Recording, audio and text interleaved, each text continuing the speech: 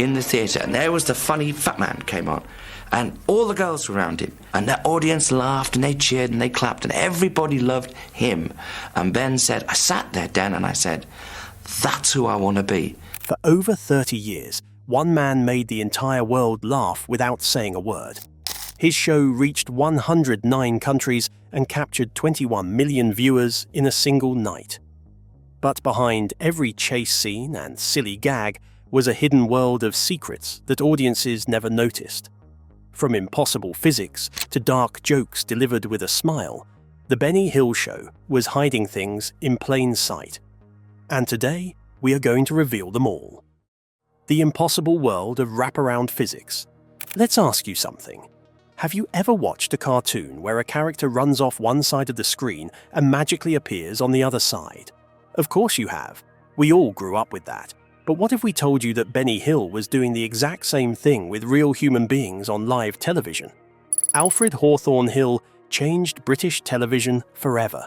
The Benny Hill Show ran for an incredible 34 years, from January the 15th, 1955, all the way to May 1st, 1989. During that time, it reached audiences in over 109 countries. That made it one of the most internationally exported comedy programs in history. But here is the thing that most people never realized. Hill was not just making people laugh. He was actually messing with how audiences perceived reality itself.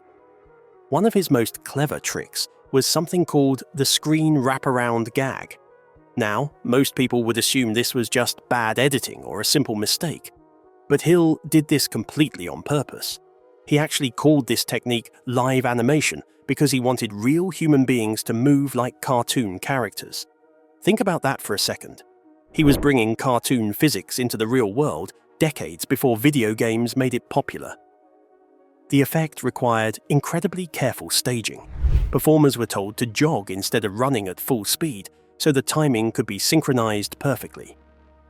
Hill borrowed this directly from silent film comedies and early animation. Charlie Chaplin was his childhood hero, and the admiration went both ways. When Hill visited Chaplin at his home in Switzerland, he discovered something amazing. Chaplin had been collecting videos of Hill's work. In 1991, Hill received the Charlie Chaplin International Award for Comedy. Pretty fitting for a man who spent his career honoring silent film masters. The numbers behind the show are honestly mind-blowing. At its peak in 1971, a single episode attracted 21.63 million UK viewers. To put that in perspective, that was almost half of everyone watching television in Britain that night. The Thames television specials included 58 one-hour episodes that were edited into 111 half-hour segments for American audiences. By 1989, each show cost £450,000 to produce. That would be around £1.4 million in today's money. Hill understood something important about comedy. If you can make audiences laugh before they have time to think, you can get away with almost anything. Their brains are too busy processing the joke to question whether what they just saw was even possible. But the wraparound effect was just the beginning. Hill had another secret weapon that made his chase scenes look even more impossible, and it involved manipulating time itself. The undercranking deception and hidden celebrities. You know those frantic chase scenes from the Benny Hill Show? The ones where everyone looks like they are running at superhuman speed while silly music plays? Here is something that might surprise you. That manic energy was completely fake. It was manufactured through a clever camera trick called undercranking. Let's explain how it works. Normal film runs at 24 frames per second. Undercranking means filming at a slower rate, somewhere between 12 and 21 frames per second. When you play that footage back at normal speed, everything looks like it is moving twice as fast. That cartoonish, sped-up look that became the signature of the show? It was all a camera illusion. The term undercranking comes from the early days of cinema, when camera operators had to manually turn a crank to capture images. Silent films were shot at 16 to 18 frames per second, which is why old movies look jerky and fast on modern equipment. Mack Sennett and his Keystone Studios pioneered this technique around 1912. His Keystone Cops films used under-cranking to create absolute chaos on screen. Hill studied those films obsessively and brought the same magic to television. But here is where things get really interesting. Hidden in those chase scenes were people who would later become massive stars, and nobody had any idea at the time. Jane Leeves is the perfect example. Born on April 18, 1961, she appeared as one of the Hills Angels from 1983 to 1985. Back then, she was just another dancer doing choreographed routines in the background. Nobody paid attention to her. Years later, Leeves described her audition as bizarre. She had to visit Hill's house and perform sketches with what she called a lonely, unhappy man, but she also said he was encouraging and told her she had real talent. After leaving the show, she moved to Los Angeles in 1984 with only $1,000. Her big break came when she landed the role of Daphne Moon on Frasier, which she played from 1993 to 2004. She earned Emmy and Golden Globe nominations for that performance. Dave Prowse also made a cameo as a bodybuilder in the Stupid Cupid sketch in 1984. You might know him better as the man inside the Darth Vader costume in the original Star Wars trilogy. The show became a time capsule of future talent hiding in plain sight, waiting to be discovered by audiences who had no idea what they were looking at. But not everything hidden in the show was planned. Some of the most interesting secrets came from genuine mistakes that nobody bothered to fix, the bloopers that became permanent. Here is something most people do not know about The Benny Hill Show. It was full of mistakes, real, genuine errors that somehow ended up in the final broadcasts, and if you know where to look, you can still spot them today. Hill preferred single takes whenever possible. He could deliver lengthy, high-speed rhymes filled with double meanings in one continuous shot. It was impressive to watch, but it also meant that small errors often stayed in the final product. Thames Television had strict rules about overtime, so filming always wrapped at 5:30 p.m. sharp. There was no time or money for reshoots. In one sketch called Ben Voy, Hill was supposed to look naked while emerging from a phone booth. But if you look carefully, you can see his shorts peeking over the sign that was meant to hide them. In another segment called Funny Old World, actress Anna Dawson accidentally called Hill by his real first name instead of his character name. These mistakes became permanent parts of television history. Background extras broke character all the time during complex scenes. When you have dozens of people working together in musical numbers or chase sequences, perfect takes are nearly impossible. The editors bet that audiences would be too distracted by the main action to notice people staring at the camera or reacting to things happening off screen. They were usually right, but while some hidden elements were accidents, others were brilliantly planned. The walls themselves contained entire conversations that almost nobody ever read. Graffiti jokes appeared in the background of most episodes. In the Scuttle Vision episode from January 16, 1984, one wall asked, "Why do bees hum?" The answer underneath said, "They do not know the words." Another wall joked about the difference between a nice girl and garbage, with the punchline being that garbage gets taken out once a week. These graffiti conversations were completely separate from the main sketches. Hill was layering jokes on top of jokes, rewarding viewers who paid close attention to every corner of the screen. It was like he was running two shows at once, one for casual viewers and another for the dedicated fans who examined every frame. Only when home video and streaming came along could fans finally pause and read these hidden messages. What they discovered was a world packed with comedy that had been there all along. Decades of jokes that millions of people had walked right past without ever noticing. The visual tricks were incredible on their own. But there was another secret hiding in the music that played during those famous chase scenes. Musical secrets and signs that changed their meaning. Everyone knows Yakety Sax. That bouncy saxophone tune is practically synonymous with The Benny Hill Show. Most people assume it was written specifically for the program. The real story is much more interesting. The song was composed by Boots Randolph and James Spider Rich. Randolph was part of the legendary Nashville A-Team, an elite group of session musicians who played on countless hit records. His saxophone appeared on Elvis Presley's Return to Sender and Roy Orbison's Oh, Pretty Woman. Yakety Sax was first recorded in 1958, but flopped. The re-recorded version from 1963 hit number 35 on the Billboard Hot 100. Here is something almost nobody realizes. Yakety Sax is not one original melody. It is actually a clever mashup that borrows pieces from other well-known tunes. The song includes 2 bars from Entrance of the Gladiators, that famous circus music you hear when clowns appear. It also weaves in traditional folk melodies that Spider Rich originally wrote for a Kentucky performance. The song first appeared on The Benny Hill Show on November 19, 1969, the very first Thames television episode. In 2015, it was voted the nation's favorite theme tune in an ITV poll. Think about that. A song from 1963 beat out decades of competition to claim the top spot. The genius of the composition is that it taps into something subconscious. People hear familiar musical phrases without realizing where they know them from. That creates an emotional response that feels strangely powerful. Your brain recognizes something without telling you what it is. Hill used similar psychology in his visual comedy. Signs throughout the show would change meaning when props partially blocked them. In one sketch, a sign appeared to say, "Homes for rent," as women walked through a doorway. When someone slapped Hill at the end, a flap revealed the sign actually said, "Hommes toilet," the French term for men's restroom. But the sign gags hid something even more elaborate. Poster boards throughout the show spelled out inappropriate words using only the first letters of innocent sentences. Fred Scuttle's military mockery. This might be the cleverest trick on the entire show.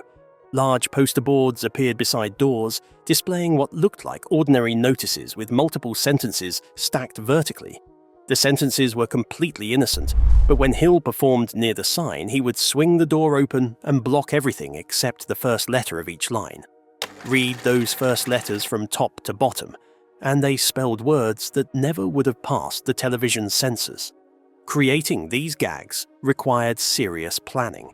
Writers had to craft sentences with perfect grammar while making sure the first letters spelled the target word. The door had to open at exactly the right moment, flash the hidden message, and close again. Most viewers never consciously noticed what happened, but their subconscious minds definitely caught it. One of the show's most beloved characters was Fred Scuttle, who debuted in the 1969 Thames premiere.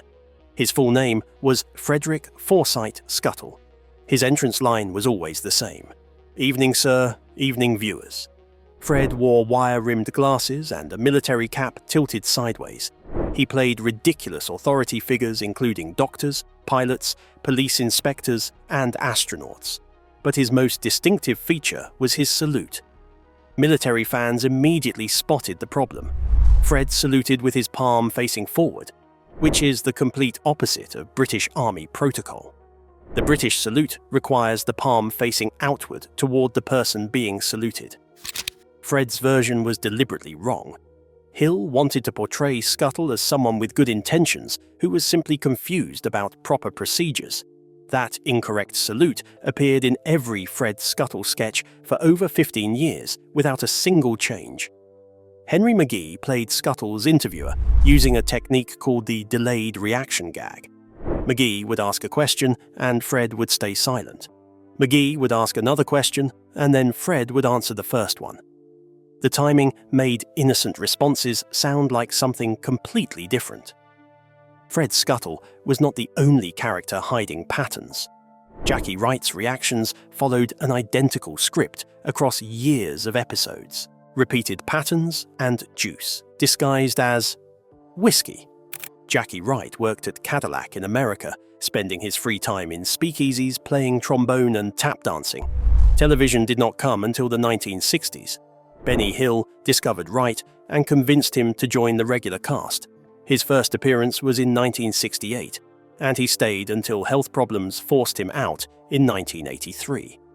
The head tapping gag became one of the show's signature moments. Hill would rapidly pat Wright's bald head during sped-up chase scenes. But behind the scenes, this gag had a practical purpose. Actress Susie Mandel revealed that Wright was a chain smoker who hid cigarettes in his mouth during filming. Sometimes you could see smoke rising behind him. Hill slapped his head to disperse the smoke before cameras caught it. Whenever Wright wore a helmet, he would say the same line when Hill knocked on it. "Stop dancing up there." That phrase appeared across multiple episodes, creating a hidden thread connecting all of Wright's characters. Bob Todd was another regular with secrets. Todd trained as a dentist and served as an RAF bomber navigator in World War II. He survived 5 crash landings before finding comedy. He spent 21 years on the show. His speciality was playing drunk characters. Here is something viewers never guessed. Those whiskey bottles contained apple or orange juice. You can actually spot pulp floating in the liquid if you look closely enough. Using fake alcohol is standard television practice. Apple juice matches whiskey's color perfectly. Tea stains teeth and changes color under studio lights. Multiple takes made real drinking impractical and unsafe. Todd's performances were so convincing that nobody ever questioned what he was drinking. His stumbling, his slurring, his drunken swagger were all completely acted. The man deserved an award just for making juice look intoxicating. Hotel scenes used another consistent trick. Characters burst into rooms, found couples in bed, realized their mistake, and checked the room number while leaving embarrassed. The production team built special rotating number plates just for this gag. The fishbowl helmet sketch contained one of the darkest jokes in the entire series, and most people thought Fred Scuttle was just being silly. The truth about the chases. During a space-themed interview, Jackie Wright appeared wearing a giant glass fishbowl as a helmet. Henry McGee asked the obvious question, "Will he be able to live in it?" Fred Scuttle answered cheerfully, "I would think so, sir. My goldfish stayed alive in it for approximately 3 weeks. On the surface, that sounds like a silly comparison between humans and fish. But pay attention to the past tense. Stayed. The goldfish did not stay alive. It died." Fred was casually admitting that safety testing killed a goldfish, and 3 weeks was considered an acceptable survival time. Dark humor delivered with a smile became a show trademark. Hill also mastered split-screen photography to have conversations with himself. In Murder on the Oregon Express from 1976, he played multiple detective parodies simultaneously, including versions of Ironside, McCloud, Kojak, and Cannon. The illusion required filming one half of the scene, leaving empty space, then filling it with a second performance before combining the footage. But the biggest hidden truth involves the chase scenes themselves. Popular belief says Hill spent his time chasing women around parks. Watch the actual episodes, and you will see something completely different. In most chases, Hill was the one being chased. The closing sequences typically showed Hill being pursued because of stupid mistakes he made. He played a hapless victim running from angry husbands, furious women, cops, chefs, nurses, and elderly ladies swinging umbrellas.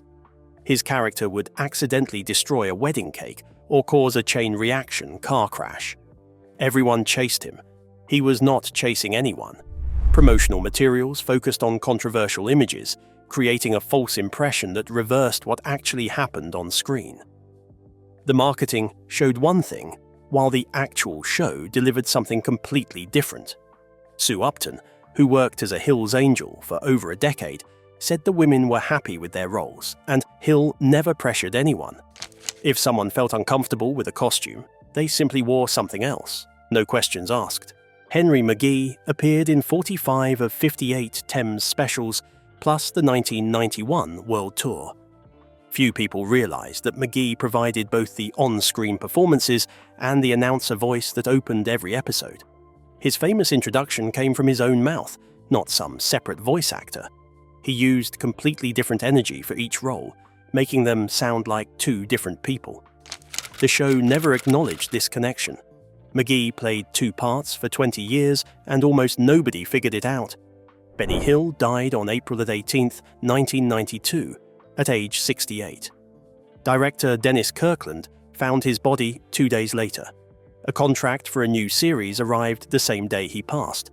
The show earned Thames Television around £100 million. Hill won a BAFTA for Best Script in 1972 and a Rose d'Or in 1984. In 2002, The Independent ranked him the third greatest British comedian of the 20th century, behind only Chaplin and Stan Laurel. For 30 years, audiences around the world laughed without understanding the magic behind the curtain. Now, you finally know what was really happening behind the scenes on The Benny Hill Show. Let us know down in the comments which hidden detail surprised you most.